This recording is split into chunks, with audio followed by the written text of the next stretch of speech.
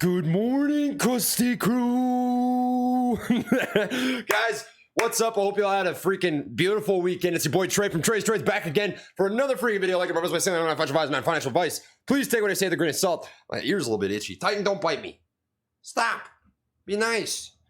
Let's get into the video. Today, my friends, my family, it's great to see you all. Hope you're all chilling. We got a couple different things to cover today, and as you can see by the title, I'm actually super jacked coming into this next week. And let me tell you why. It's because of this filthy setup that we currently have on AMC. I think you're going to continue to see the market melt up, have some acceleration to the upside. Whatever words you want to use. Boom, boom, candles, right? The monkey noises. I think there's going to be more to come. I'm going to explain to you why I personally believe that. Closing over $20 last week was absolutely massive for AMC. It really truly was. And I'm going to talk about exactly why as we continue on through the video. So we're going to discuss the filthy setup on AMC. Then I'm going to dive into the SPY. And I've talked about this before. I'll say it again. I had a video last week saying if this happens, then the day would be filthy. Right, and it was referring to the SPY having sort of a breakout over $450. It was this: if this happens tomorrow, it'll be nutty.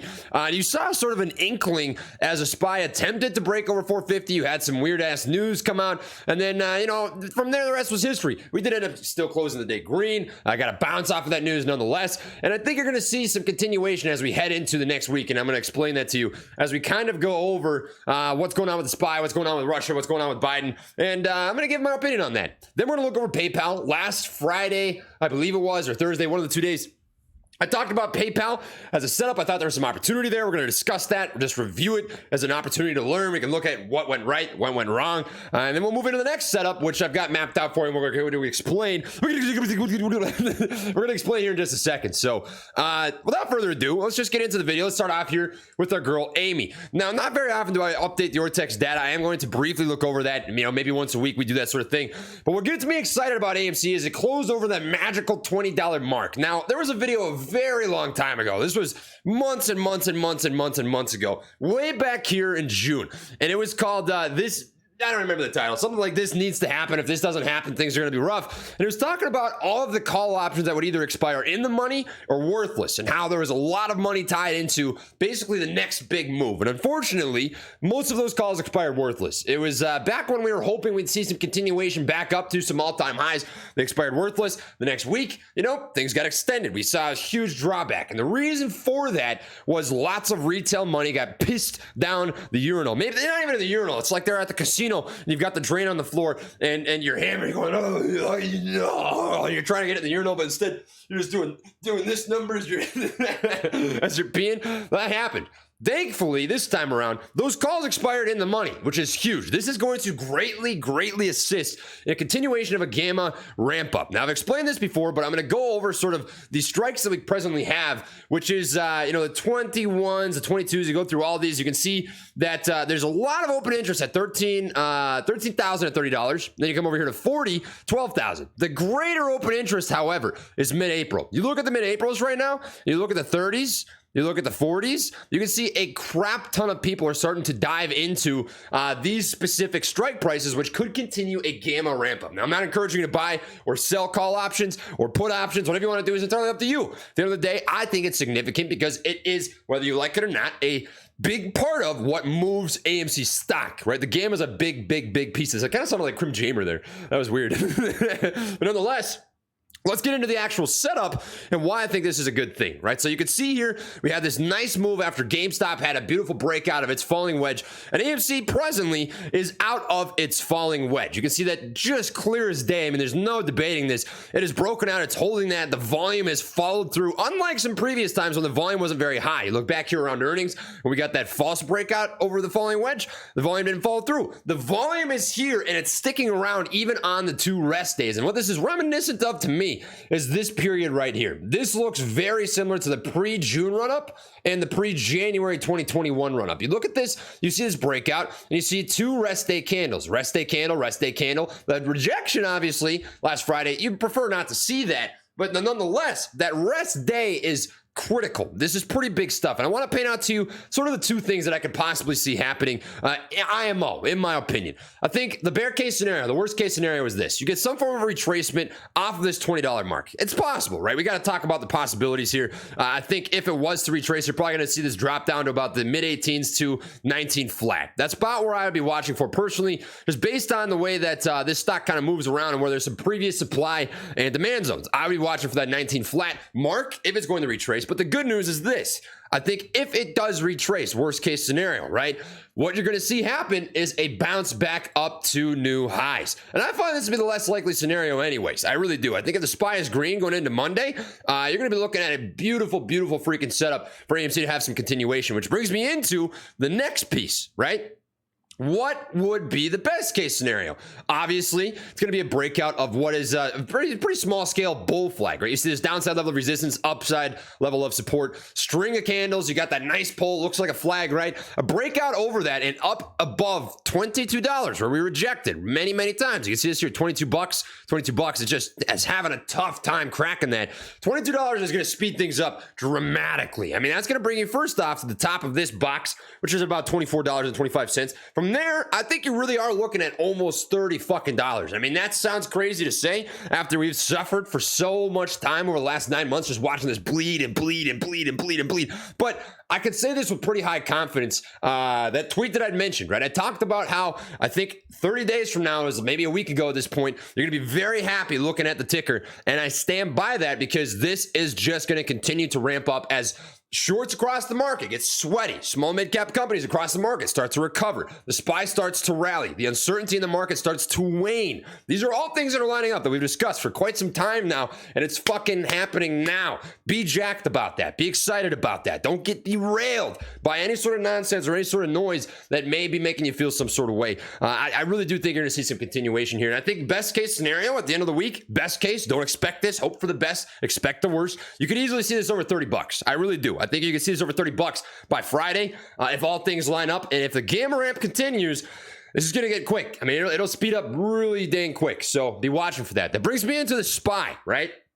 450 level is still critical. You're still watching this 450 hash mark, which it is actually above into the after hours yesterday, or Friday, I should say. Yesterday, I mean, the weekends passed by so quick. But nonetheless, we're over that 450 mark, which I think is going to be really huge for coming up to where I think the next key levels are, which is over $460. I think you're going to see a little bit of rejection, a little bit of resistance right here about 457, where you get this double top where it looks like the M. You used to see SpongeBob, you had it set on M for mini when it should have been set to W for Wumbo. Well, we got to flip that bitch upside down and set that set that to Wumbo. But anyways, I think you're going to see the SPY continue to melt up. There's some talks about Biden and Russia and sort of the uncertainties of war there. And they clipped out this piece and put it in some articles of Biden saying that Russia won't get away with this. We got to retaliate and all this sort of stuff. In my opinion, this is an unbiased opinion. I think that you're going to see basically one of two things happen with that, which is going to continue to alleviate the uncertainties in the market. I think either A, there's going to be some form of a treaty between Russia and Ukraine in the near future. And to be honest with you, this opinion is influenced and thought out by Rico. So I want to give a shout out to Roaring Rico as he kind of pitched this to me, and I thought about it in my own way. I think you're going to either see the Russia-Ukraine situation devolve, right? It's going to de-escalate, whatever, or Russia's just going to withdraw. I think that's a real possibility as well. I find the first to probably be the most likely. I think you're going to see them come to some sort of peace treaty, whatever you want to call it, and things will continue to de-escalate, hopefully, right? There's still obviously lots of bad things happening there, and you gotta pay respect and dues or whatever, That's huge, but I see a continuation of the SPY. I think the SPY is going to continue to rally. I think in the next 2 months, you're probably going to see this at all-time highs alongside IWM. I think IWM is going to have the best move that it's had, which is a small mid-cap. It's the Russell 2000. I think it's going to have the best move that it's had in literally a year. I mean, it's just been sideways trading for a very long time, and I think you're going to see this hit all-time highs in the near future. I think in a quarter of a year, I wouldn't be surprised to see this over $245. That's my claim. That's my statement. We'll see if it comes to fruition, but I feel pretty dang good about it. And I think the bear market is legitimately over. Jim Cramer talked about this, and I'm kind of pissed. I'm kind of fucking mad that he did. I gotta be honest, because it makes me start to doubt myself, but all logic and all common sense does say that the uncertainties in the market are waning. I really can't think of anything in the next couple months they're going to derail this outside of a literal World War III. So be watching Russia, Ukraine, all that sort of stuff. That is really, to me, what is going to wipe out the momentum that AMC, GameStop, and small mid-cap companies currently have, is a continuation and a worsening of the current conflict that's existing overseas. So keep your eye on that, right?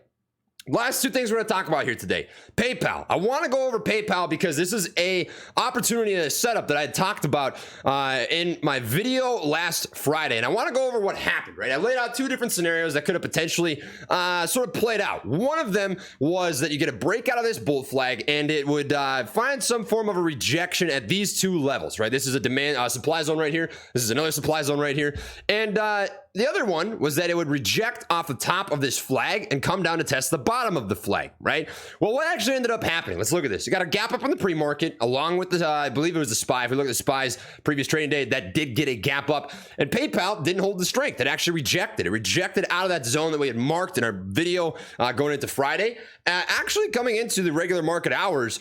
And what you see here is it breaks back down into that bull flag. Now, I think the great takeaway from this, the bear case scenario, which I found to be less likely, I should say, to be quite frank, that's why we prep for both situations nonetheless. This situation, what was great and what you could have done very easily is you could have played this two ways. A rejection out of a supply zone, which is exactly what this was, right? It rejected. It was not able to break above that. And the second is a bounce off the top of this flag setup, right? And there's actually a takeaway beyond just the trade itself. You could have easily gotten out of the bottom of the flag. That part that we talked about was perfectly fine. The reason that I believed you could exit at the bottom of the flag is just because historically speaking, you see lots of range on this on a day-to-day basis. You've seen it touch the bottom and the top of the flag multiple times, which means it's respected levels. But there's even a better takeaway here. There's an opportunity.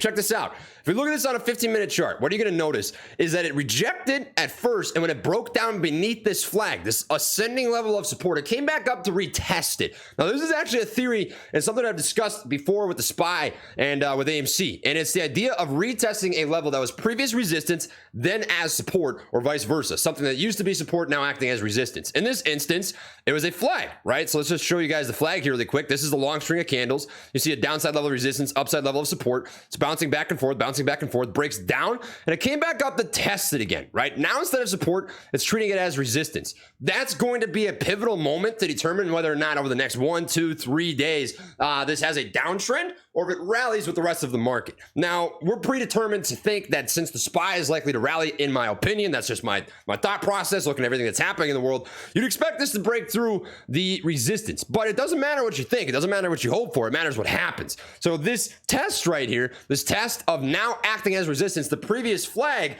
is an opportunity for you to also take another trade if you were to do so. I'm going to move on to the next one after this. I'm not looking at PayPal. I'm looking at a different ticker. But watch for this. You're either going to see it break up hard or it's going to break down, and it's going to come with a pretty damn hard move because you typically see that after testing specific levels. This is something I wanted to see with the SPY, something I want to see with AMC. I'll show you exactly what I mean. It was with the wedges that those two stocks were currently trading in. So what you just saw here, I wanted to see with the SPY when it broke out of this very long-term sort of falling wedge, right? It kind of got that opportunity here, came really close to the bottom of that, but that tap and bounce back up is actually confirmation of a reversal, right? A reversal from bearish to bullish behavior in the same way that this tap, if it rejects, is going to be a reversal from bullish to bearish trend, right? So that's an opportunity. The same with AMC. AMC came closer than the SPY did. If we look at this, we zoom out a little ways, what you're going to notice is that downside level resistance from the falling wedge. If you change the time frames, not the 4-hour, but we change it to maybe the hour or the 15-minute, you're going to notice something, right? What you're going to notice is that it actually did get a tap on the bottom of that downside level of resistance, which is a good sign. It means that, hey, we have now officially tested this acting as support instead of resistance. This is a sign that you can expect some form of continuation. That shows a lot of strength, and it shows a reversal from bearish to bullish behavior. So pretty damn sick. I mean, I'm happy with that. And that brings me to the final piece. So hopefully some people were able to make money on that. PayPal, I think that was a great opportunity. Let me know in the comment section if you were able to take that as a bearish setup. That's why I prepare for both in the same way that I'm going to for this next ticker. In case you're new here, this setup is going to be based on if this, then that, right? And it's for both calls and puts. You're going to be ready for both directions, no matter what. If this, then that, right? It's saying if this happens, then you can take a call. If that happens, then you can take a put. And I'm going to prepare you for both, and the ticker is going to be Roblox. Now, the reason that I am picking Roblox is because I find it to be in a very interesting situation where I expect a big move in either direction. As a trader, the only thing that you care about, if you are trading options, calls, puts, the thing you hate the most is this, back and forth, channel trading. That shit sucks, and you're not making money on that. You make money on volatility. So regardless of whether it moves up or down, you want the opportunity to be able to take advantage of that in either direction. Now, what I've done is I've screenshot out some specific levels that I want to share with you guys, and I'm actually going to put them here on whiteboard so that I can draw on them. And I want to show you guys the two scenarios that I kind of see potentially playing out here. So let me just pull these up real quick, quickity splitty. Wrong one. I need the other one, Roblox 2. There we go. So check this out. I've got two different time frames that we are currently using. This is the 4 hour. This is the 4 hour zoomed out. So I guess they're actually both the same time frame. But what I want to show you here is some specific levels. We've got two demand zones that I've got marked out and two supply zones. The reason that I zoomed out and I want to show you both of these is because the large scale price action is going to influence the way that this could potentially move coming into the next coming trading days. And what you're going to notice is that you have a huge downside level of resistance that could potentially break out here. And if you break out, and that line, in case you're wondering, is right here. That is this line. This line is very key. You can see that it's tracking all the way down. You've got a touch point in multiple areas. So it is a significant respected level of support, or I should say resistance, right? Touch point, touch point, touch point, touch point, touch point. It's hanging just beneath that downside level of resistance. And if it breaks that, you could see a massive move to the upside. I think that's possible. Right, and I'm going to come back to the chart and show you where I would personally take some positions for either a call or a put based on supply and demand zones as entry points. So that is one scenario. The other is that it rejects off that, and I think you'd see a massive move to the downside. I think the SPY is going to influence this greatly. Typically, the SPY is green. Roblox has been green in the past, and I think you can see it continue to rally. I'm more, like I mentioned before, leaning towards the SPY continuing the rally that is shown for the last 2 weeks or so. So with that being said, I want to show you the shorter time frame now and show you the two possibilities that I think could end up panning out here. So let me switch over to this pen. I'm going to make this a little bit thinner so it's easier to read. I think there's two scenarios here, right? And I'm going to mark one in white and I'm going to mark one in, let's just say green. The white's going to be the worst case scenario. Right now, it is hovering in this demand zone. A demand zone, in case you do not know, is just choppy price action before you get a volatile move to the up or the downside. It's typically where you'd expect algorithms and computers to buy and or sell stock depending on where the price is above or below those levels. That is at $45.50 to $46. I marked these out in case you want to put them on your own charts. It's up to you. Whatever you want to do is totally chill. I think the bear case scenario is it rejects off of this demand zone and it knifes down into the open. I find this to be very unlikely. I think that's the much less likely situation. But if it does happen, you're going to be prepared for it. And you're going to know, because if it chops in demand zones or supply zones, typically you see rejection. It's not going to chop around 99 times out of 100 if it's going to break underneath that. So if right at open tomorrow, you see this thing knife through that demand zone, you can take that as a put to two levels that I'd be watching for. Demand at 42.80 to 43.70 or the top of this downside level of support. That's personally what I would be watching for a put entry. So for an entry on a put, what I'd be watching for is a breakdown underneath $45.50, which is acting as the demand zone right here. And I would be looking to exit at 42.80 to 43.70 or so. Stop loss for myself, I keep between 15 and 20% for a swing, about 5 to 10% for a scalp. And I'd be looking to take runners at about every quarter hash or so. So up 25%, it takes some runners, up 50%, it takes some runners off the table, 75%, it takes some runners off the table, et cetera, et cetera, et cetera. That way you're locking in profit as this thing is moving down. That's the bear case scenario. The bull case scenario to me is very simple. I think what you're going to watch happen is this. I think you can see it come up to retest the top of this downside level of resistance from the very large scale opportunity for a breakout. Now, there's two ways that this could go.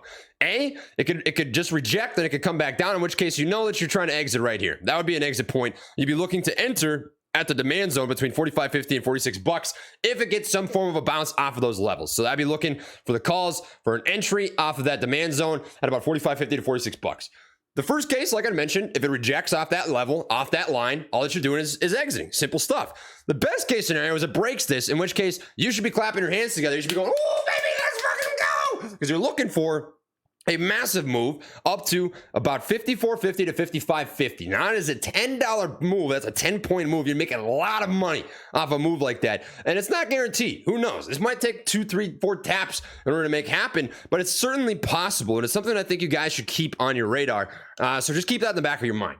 Last thing that I have to say about this is the Discord did fire off an actual 1348, 13 under 48 indicator, which means that it's coming into a 1 hour bearish trend. So there is the opportunity, like I mentioned before, where this could come to the downside. I personally believe that it is going to reject and move back up, but nonetheless, you're ready for both situations. Both ways you're able to make money. So just be watching the price action and look for the if this then that scenario. Remember, lock in profit, have a stop loss set, and have a plan. Those are the three most important things that I can give to anybody. Obviously not financial advice. You got to do what you got to do. Ultimately, just put food in your mouth, right? Keep the roof over your head, whatever. It's up to you. But I think there's some good opportunity there. Support and resistance lines, all you're doing is connecting dots. I'll show you the dots real quick that I have drawn up. It's just based on these levels. Dot, dot, dot, dot, dot, dot, dot, dot, dot, dot, dot. You can see how these sort of line up, right? Just be watching that. You can do this yourself. That's what I've got for that. And we'll go over and review it coming into either Monday night or Tuesday. So I suppose that's that. And that's what I've got. This is kind of a long video, and I apologize for that, but we had a lot to talk about. And I will leave it at that, baby. Lots of things to be excited about this week. I'm very excited to see what AMC and GameStop do. I think there's some great opportunity. I think the market's going to continue to rally. And I think this is going to be a week where apes and retail investors walk away saying, it's about damn time, baby. We've been waiting a long time. This is looking pretty dang sexy, and that's what I've got for this freaking video. So I'll catch you guys on the next one. Appreciate you all as always. Much love. Light taps. Peace.